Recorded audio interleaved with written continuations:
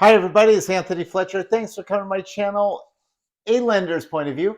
Today, we have our guest star today. Da-da-da!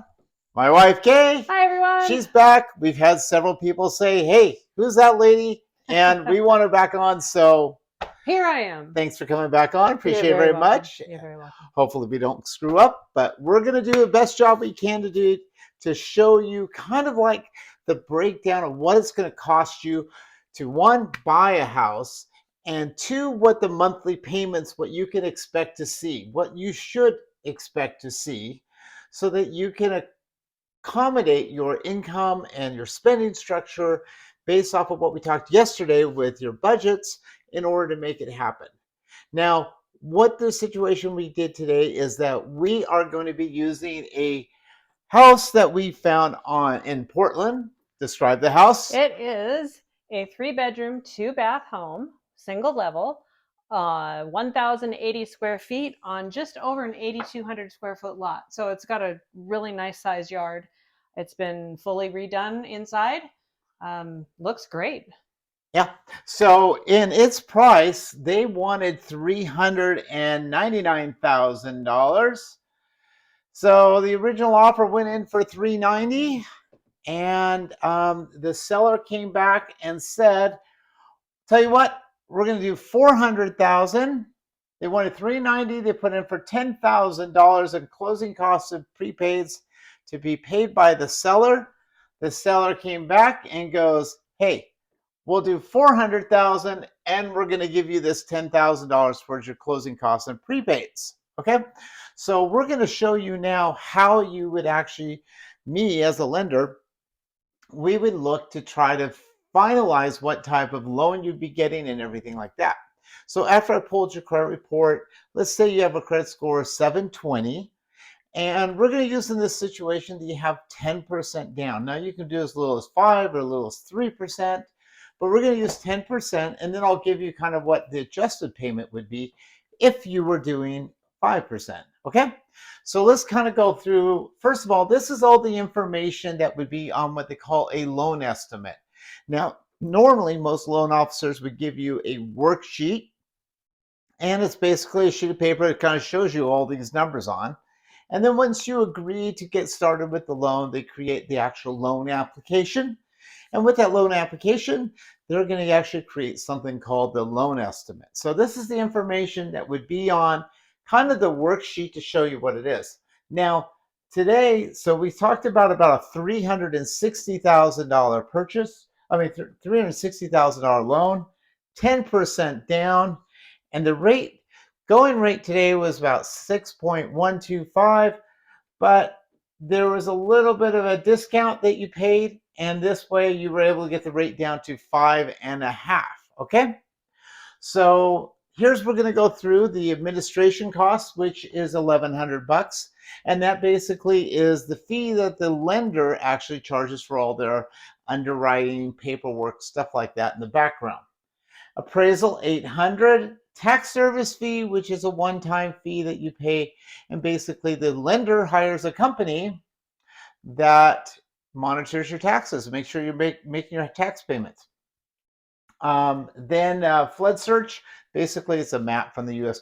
Army Corps of Engineers, and you never even get to see that. Lender gun, it's just basic map.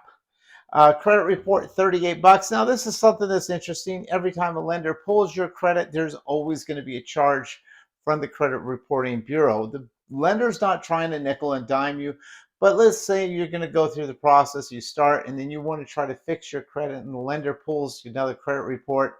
It's going to cost you more money out of your pocket. But if it saves you, gets you a better interest rate, it's worth it in spades. So don't worry about that. Just a fee. Now, escrow, title insurance, and other recording fees. So the seller in the state of Oregon, and usually the state of Washington, California, chooses what escrow title company is. Now, escrow, as you remember, might be the middleman between the buyer and seller that kind of handles all the paperwork. And they charge a fee to do all that. So in Oregon, that'd probably be about $850 based off of this purchase transaction.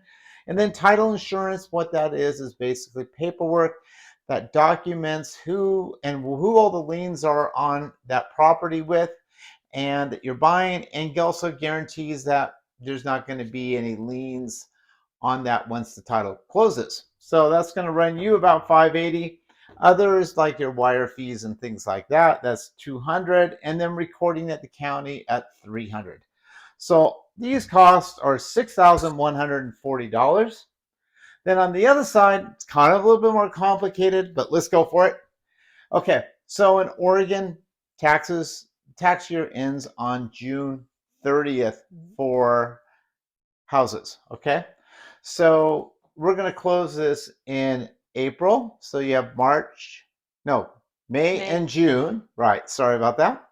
And so that's $600 you'll have to pay in that, because it's $3,600 a year. And then you'll pay your first year's worth of homeowners insurance. And so that's estimated about 600 bucks.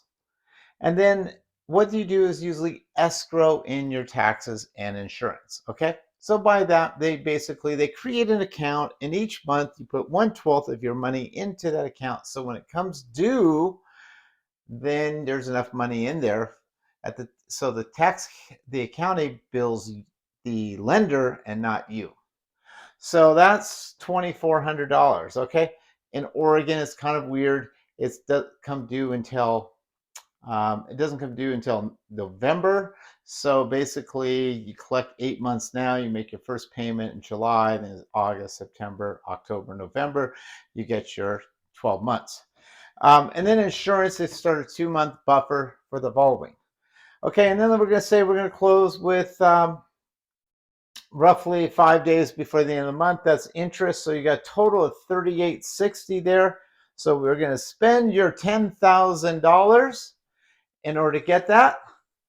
And so when you look at the loan payment, so there's 2 sections that you need to think about coming up when you're opening your house, getting your loan.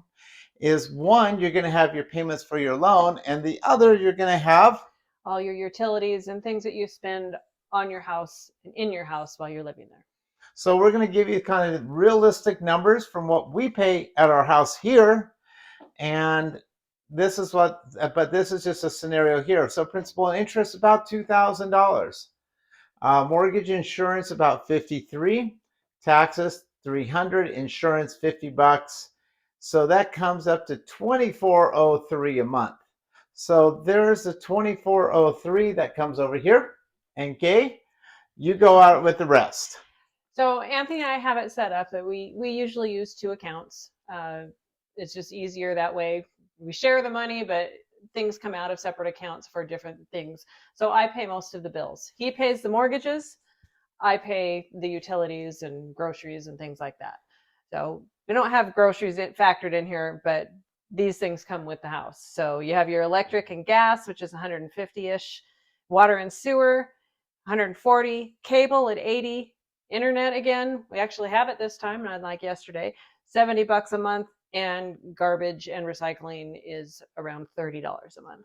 Now, what we do have on this with our monthly payments, as far as this, we have this set up so it's about the same amount each month. You can actually have them average it out. So what they do is they take the 12 previous months of history for that particular account, and they average it out. So like this might be $1,800 a year, but obviously in winter we're using a lot more than in summer. So they just figure, okay, 1,800 divided by 12, 150 a month. So that's what it is.